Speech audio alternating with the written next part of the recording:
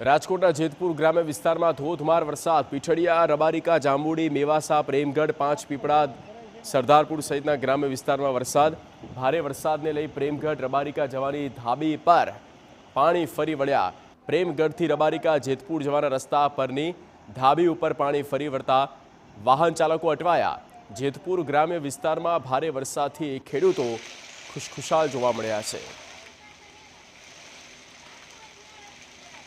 તો રાજકોટ જિલ્લાના જેતપુર તાલુકાના દૃશ્યો આપણે બતાવી રહ્યા છે, જ્યાં મેઘરાજાની પધરામણી થઈ ચૂકી છે અને સતત મેહુલિયો વરસી રહ્યો છે। ત્યાંના દૃશ્યો આપણે બતાવી રહ્યા છે। જેતપુરના ગ્રામ્ય વિસ્તારમાં મુશળધાર વરસાદ થઈ રહ્યો છે।